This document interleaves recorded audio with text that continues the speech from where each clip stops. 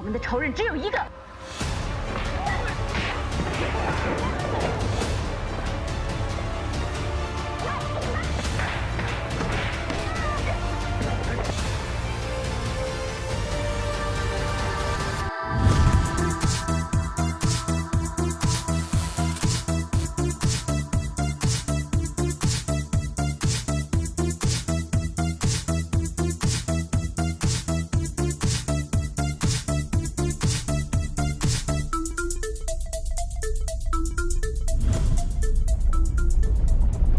Don't forget folks, before we go any further, if you haven't already, please subscribe to the channel, like the video, ring the bell and all that jibber jabber, and thank you very much for supporting Invincible Asia.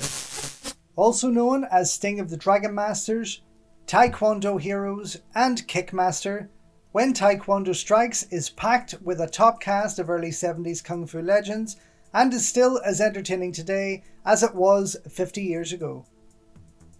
Set in Korea, When Taekwondo Strikes is a martial arts cinematic classic that tells the tale of a small band of rebels who are out to stop the occupying Japanese forces during World War II.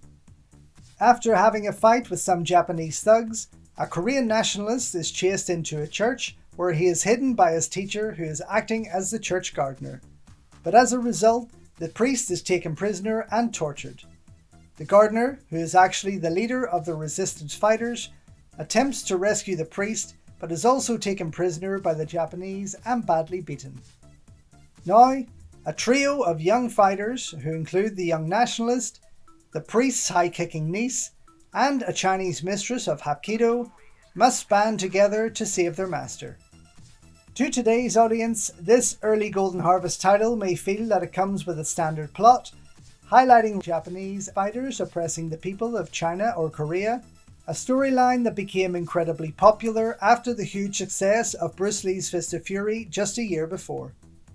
So it's probably worth noting that, no doubt using his superstar status as the biggest name of the still fairly new studio, Bruce Lee was probably the first person to get the ball rolling on this film after speaking to producer Raymond Chow about making a Taekwondo movie with his friend Jun Rhee as the leading man. The martial artists had met less than a decade earlier at a Long Beach karate event, quickly going on to become good friends and training partners. Setting up his schools in the US, Rhee soon became known as the father of American Taekwondo, respected for his teachings and high-kicking skills for over 4 decades before passing in 2018 at the age of 86. Based on a story by Jun Rhee, who actually grew up in Korea during the Japanese occupation, When Taekwondo Strikes gave him the chance to show his skills to the world, although being his first ever movie, apart from a very brief role in Bruce Lee's Fist of Fury, Golden Harvest still wanted to play it safe by placing their trio of new stars alongside him, such as the brilliant Carter Wong, the amazing Sammo Hung, and the beautiful Angela Mao. Interestingly, the latter two would both guest star in Bruce Lee's legendary Enter the Dragon, which was being shot around the same time as this elsewhere in Hong Kong. In fact, they would only be 2 of 16 productions that Golden Harvest Studios would produce in 1973, alongside films such as Jimmy Wang Yu's Seaman No. 7, A Man Called Tiger, The Tattooed Dragon, and the epic Beach of the War Gods, as well as many others. Of course, 1973 would forever be remembered as the year Bruce Lee died, with many film titles from every Hong Kong studio failing to light up the box office while the country was mourning the loss of the little dragon. Naturally, When Taekwondo Strikes would be one such title, also proving to be Jun Rhee's first and last film project, with the man quickly departing from the industry after the loss of his good friend.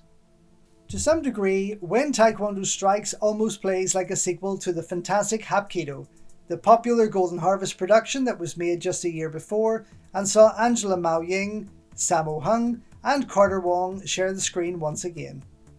Although they play different characters, the films are both set in the same time period, with Mao Ying's character here being recognised as a master of Hapkido.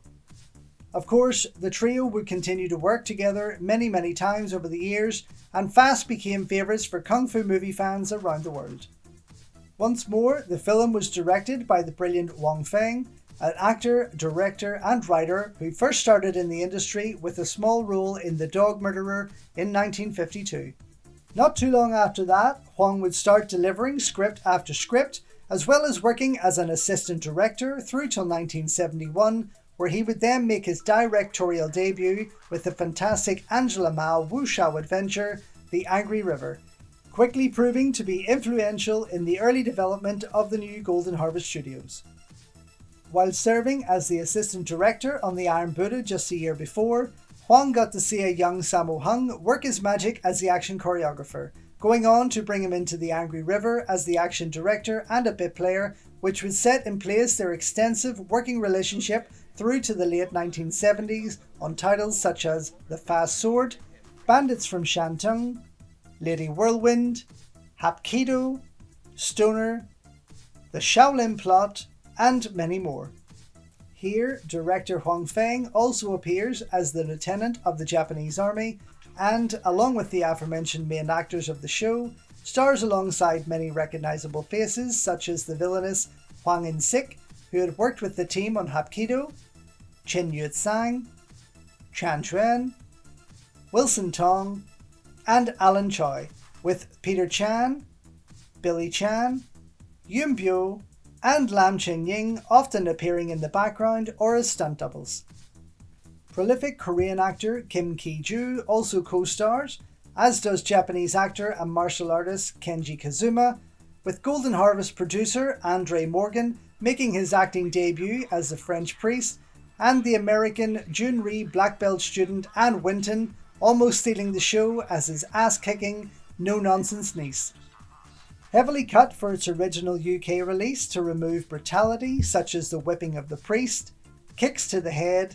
chain attacks and more, When Taekwondo Strikes doesn't really stand out as anything too different or too special from this era of Hong Kong filmmaking, but thanks to its great cast, neat direction, and constant stream of powerful martial arts action, will forever be seen as a genuine classic of Kung Fu cinema.